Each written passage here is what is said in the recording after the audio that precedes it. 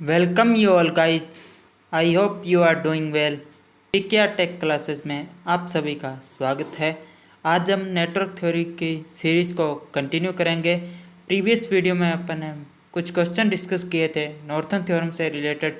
एक basic question किया था जिसके अंदर सिर्फ अपन ने इतना समझा था कि नॉर्थन थ्योरम को अप्लाई किस तरीके से करते हैं और किस तरीके से आरटीएच और आईएससी की वैल्यू को फाइंड आउट करते हैं। आज हम उससे नेक्स्ट लेवल के क्वेश्चन करेंगे जिसके अंदर सीखेंगे कि किस तरीके से अपने डिपेंडेंट सोर्स को अपने हैंडल करते हैं। जिस तरीके से थेवेनिन थ्योरम में डिपेंडेंट सोर्स के लिए आरटीएच कैलकुलेट करने के लिए अलग से मैंने मेथड बताए थे, उसी तरीके से अपने नॉर्थन थ्योरम में भी डिस्कस करेंगे कि इसमें क्या होता है, किस तरीके से अपने को हैंडल करना चाहिए। साथ ही आप मेरा कोर्स प्रेफर कर सकते हैं गेट के लिए, एसएससी जेई के लिए, PSPCL, IES, UPPCL, NLC, PGCIL, RSMSSB के लिए, या फिर किसी भी स्टेट जेई के लिए, या फिर गेट एग्ज़ाम के लिए। आप जहां भी आपको टेक्निकल देखने को मिलता है आप इस कोर्स को प्रेफर कर सकते हैं, क्योंकि नेटवर्क थ्योरी का जो सिलेबस है ऑलमोस्ट सभी एग्ज़ाम में सेम रहता है। सभी में थ्योरी और न्यूमेरिकल बहुत पोर्शन पूछे जाते हैं, तो आपको दोनों ही चीज़ों को केयर करने की ज़रूरत है हर एक एग्ज़ाम के लिए। तो चलिए स्टार्ट करते हैं। बट बिफोर वी बिगेन, मेरा नाम है प्रदीप कुमार और मैं अनअकैडमी पर भी पढ़ाता हूँ। तो आज हम डिस्कस करेंगे कुछ क्वेश्चन नॉर्थन थ्योरम से रिलेटेड। कौन कौन से क्वेश्चन डिस्कस करेंगे उसको अपने डिटेल में देखते हैं। इसमें सबसे पहला क्वेश्चन है find the short circuit current with respect to A B. तो आपको यहाँ पे सिर्फ शॉर्ट सर्किट करंट की बात पूछी गई है कि यहाँ पे एक नेटवर्क दिया गया है, उसके अंदर ए और बी टर्मिनल यहाँ पे है, इन दोनों टर्मिनल के बीच में आईएससी आपको फाइंड आउट करना है। इसके अलावा आपको आरटीएच की केयर नहीं करनी है। आरटीएच चाहे कुछ भी हो, आरटीएच की बात नहीं करनी, सिर्फ आपसे शॉर्ट सर्किट करंट पूछा गया है। देखेंगे ध्यान से तो इसके अंदर आपको एक इंडिपेंडेंट वोल्टेज सोर्स दिखाई देगा और एक डिपेंडेंट करंट सोर्स दिखाई देगा। अच्छा, उसकी वैल्यू जो है वो डिपेंड कर रहा है वीएक्स पे, और वीएक्स एक रेजिस्टेंस के क्रॉस वोल्टेज है। तो लोड से इसका कोई लेना देना नहीं है, तो इसका मतलब अपने यहाँ से इजीली नॉर्थन थ्योरम अप्लाई कर सकते हैं। ठीक है, तो अब सबसे पहले मैंने क्या बताया था कि अगर short circuit current find out करनी है तो यहाँ से ए और बी टर्मिनल को क्या कर लेंगे, शॉर्ट कर लेंगे। तो ए और बी टर्मिनल को शॉर्ट करने के बाद में अपन देखेंगे कि यहाँ पे नेटवर्क के अंदर नोडल एनालिसिस से इजी वे में किस तरीके से वोल्टेज को फाइंड आउट किया जा सकता है। तो सबसे पहले अपने को सबसे पहले नोड देखने पड़ेंगे। इस नोड को मैं ग्राउंड पोटेंशियल मान लेता हूँ 0 0 0, और यहाँ पे जब देखूँगा तो 18 वोल्ट आ जाएगा, कोई दिक्कत वाली परेशानी वाली बात नहीं है। और यहाँ से 0 से प्लस वी एक्स, माइनस से प्लस किया तो यहाँ प्लस वी एक्स आ जाएगा। ठीक है, अब उसके बाद में यहाँ पे अपने क्या करना है, यहाँ पे आपको सिंपल करना है कि आपको जब आप देखें, जब मैंने बेसिक पढ़ाया था तो उस टाइम मैंने बताया था आपको सोर्स ट्रांसफॉर्मेशन। सोर्स ट्रांसफॉर्मेशन में क्या बताया था कि किसी भी आप प्रैक्टिकल वोल्टेज सोर्स को आप किस में कन्वर्ट कर सकते हैं, प्रैक्टिकल करंट सोर्स में, या फिर प्रैक्टिकल करंट सोर्स में, या फिर आप प्रैक्टिकल करंट सोर्स को किस में कन्वर्ट कर सकते हैं, प्रैक्टिकल वोल्टेज सोर्स में। ठीक है, तो आपको यहाँ पे दिखाई क्या दे रहा है, एक डिपेंडेंट करंट सोर्स है और वो प्रैक्टिकल है, क्योंकि इसके अलोंग अपने को इसके पैरेलल में 5 ओम का रेजिस्टेंस दिखाई दे रहा है। तो इसको अपने वोल्टेज सोर्स में कन्वर्ट कर सकते हैं। वोल्टेज सोर्स में कन्वर्ट करने से अपने को क्या बेनिफिट होगा, क्योंकि इसमें जब आपको नेटवर्क देखेंगे तो आपको यहाँ पे ए बी के क्रॉस अगर अपने को क्या मिल जाए, किसी भी तरीके से अपने को करंट फाइंड आउट करना है, तो करंट फाइंड आउट करने के लिए अगर इस जितनी कम ब्रांचेज रहेगी उतना ही अपने लिए ईजी होगा। तो अपने ब्रांचेज को कम करने के लिए अपने क्या करते हैं, इसको प्रैक्टिकल करंट सोर्स को वोल्टेज सोर्स में कन्वर्ट कर लेते हैं।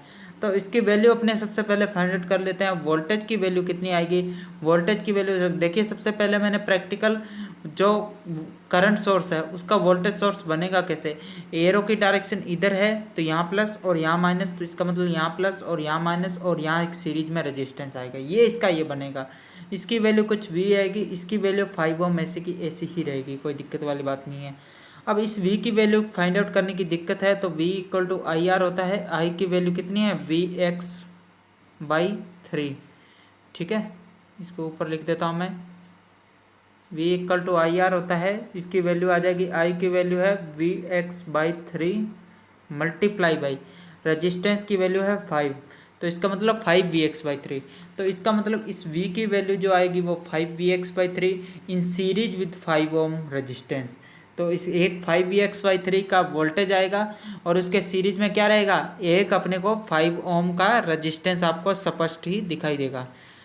तो यही मैंने किया है। नेक्स्ट स्टेप में क्या किया है, नेक्स्ट स्टेप में जो अपने पास वोल्टेज सोर्स है उसको मैंने 5Vx/3 कर दिया और प्लस में मैंने 5 ओम का रजिस्टेंस लगा दिया। अब अपने पास इतना मेथड सॉल्व हो गया। अब अपने को क्या करना है, आईएससी की बस वैल्यू फाइंड आउट करनी है। देखिए यहाँ पे पोटेंशियल की वैल्यू Vx अपने को पता है, तो अब देखिए यहाँ पे डायरेक्ट नोडल ही लगा दीजिए। नोडल से अपने को क्या है, करंट की वैल्यू फाइंड आउट हो सकती है। तो इस तरीके से अपने क्या करते हैं, सबसे पहले नोडल लगाते हैं। तो इस ब्रांच के लिए सबसे पहले लगाऊंगा तो Vx-18 डिवाइड बाई ये रेजिस्टेंस कितना है 6 ओम है, और इसके लिए Vx/3 हो जाएगा। ठीक है, दो ब्रांच के लिए लग गया। अब थर्ड ब्रांच के लिए करना है, यहाँ प्लस से माइनस किया तो यहाँ पोटेंशियल हो गया Vx-5Vx/3।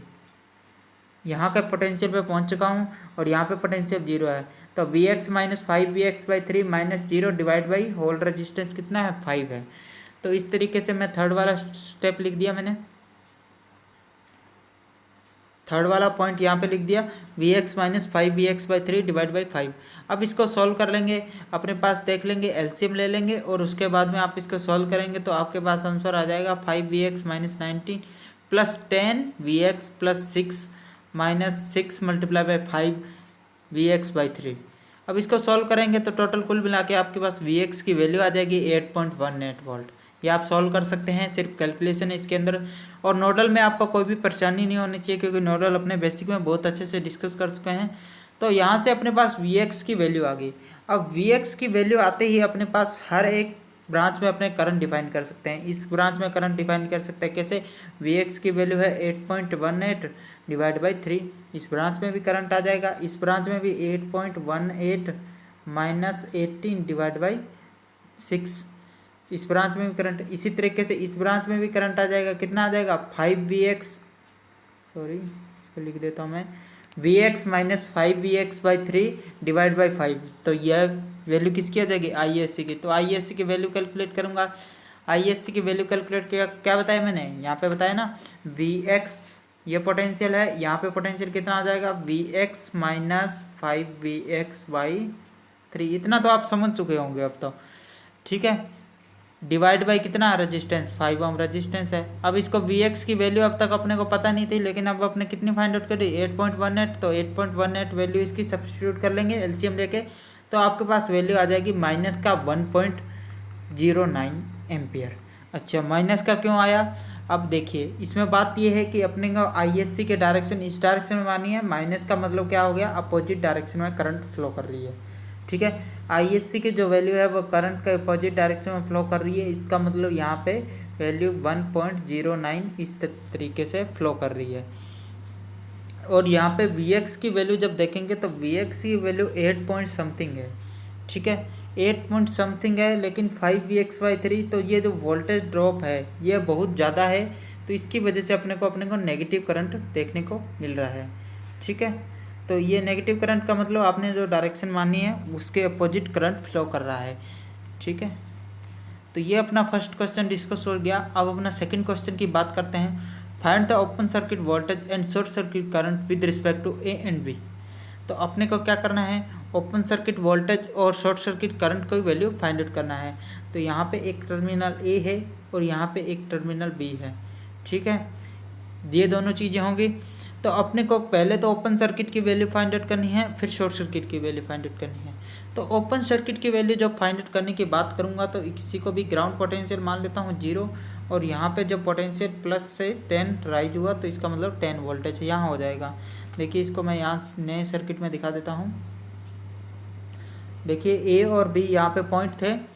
अब इसमें क्या है, यहाँ मैंने मान लिया ग्राउंड पोटेंशियल 0। अब देखिए माइनस से प्लस जाएंगे तो पोटेंशियल क्या होगा, राइज होगा। राइज होगा तो यहाँ क्या आ गया 10 वोल्ट, यहाँ भी क्या होगा 10 वोल्ट, सब जगह 10 वोल्ट आएगा। तो ए और बी के अक्रॉस वोल्टेज फाइंड आउट करना है। तो बी की वैल्यू 0 है, ए की वैल्यू 10 है, तो वी ए बी कितना आ जाएगा, वी ए बी आ जाएगा 10 वोल्ट। और ये 10 वोल्ट ही क्या है, ओपन सर्किट वोल्टेज। तो ओपन सर्किट वोल्टेज की वैल्यू तो अपने को ईजी वे में फाइंड आउट होगी, इसमें तो कोई दिक्कत वाली परेशानी वाली बात है ही नहीं। अब अपने को दूसरा क्वेश्चन के अंदर क्या पूछा गया था, दूसरे क्वेश्चन के अंदर अपने को ये पूछा गया था ओपन सर्किट वोल्टेज अपना डन हो गया। अब बात करते हैं शॉर्ट सर्किट करंट की। शॉर्ट सर्किट करंट में सॉल्व करने के लिए मैंने क्या बताया था, इन दोनों को कर दीजिए आप शॉर्ट और यहाँ लिख दीजिए ISE। अब जैसे ही आप इनको शॉर्ट करेंगे तो आपके सामने एक प्रॉब्लम खड़ी हो जाएगी। क्या प्रॉब्लम खड़ी हो जाएगी, देखिए फर्स्ट केस सॉल्व हो गया। सेकंड केस की बात करता हूँ, इन दोनों को जैसे ही शॉर्ट किया तो देखिए यहाँ पे ए यहाँ पे पॉइंट है और बी यहाँ पे पॉइंट है, और यहाँ पे पोटेंशियल 0 है, यहाँ पे पोटेंशियल 0 है, ठीक है। अब यहाँ पे पोटेंशियल क्या है, 10 वोल्ट है, 0 से प्लस यहाँ राइज हुआ था ना 10 वोल्ट, तो इसका मतलब ए पे पोटेंशियल क्या होना चाहिए, 10 वोल्ट होना चाहिए। लेकिन ये दोनों शॉर्ट है, यहाँ पे पोटेंशियल 0 है, तो इसके हिसाब से शॉर्ट सर्किट के हिसाब से यहाँ पे पोटेंशियल 0 होना चाहिए। तो इसका मतलब ये 10 वोल्ट है जो 0 वोल्ट के पैरेलल में है। तो इस तरीके से अपना ये कहाँ यहाँ पे क्या हो गया, KVL ही इनवैलिड हो गया। ये पहले भी क्वेश्चन डिस्कस कर चुके थे इस तरीके का। उसमें क्या था कि जब भी आपके वोल्टेज सोर्स के पैरेलल में ऐसे शॉर्ट सर्किट दिखाई दे, इसका मतलब KVL ही वहाँ पे इनवैलिड है। ये मैंने बेसिक में आपको बता चुका हूँ। तो यहाँ पे फिर से वही कंडीशन आ गई।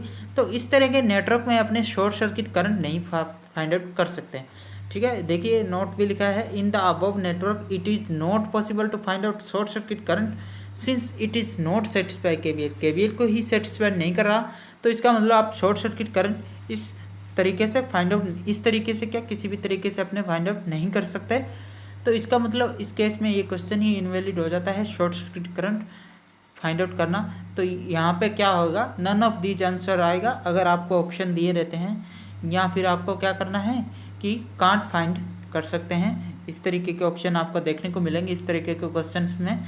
तो आपको इन बातों का बिल्कुल ध्यान रखना है कि अपने को KVL KCL बिल्कुल सेटिस्फाइड होनी चाहिए। बेसिक से ही मैं बताता आ रहा हूँ बार बार आपको कि KVL का ध्यान रखिए, KCL का ध्यान रखिए, ये दोनों चीज़ें सेटिस्फाई होनी चाहिए। अदरवाइज़ क्या होगा कि आपका क्वेश्चन का सॉल्व करने का कोई सेंस नहीं है, आप उसको सॉल्व नहीं कर सकते अगर दोनों चीज़ें सेटिस्फाइड नहीं हो रही है तो, ठीक है।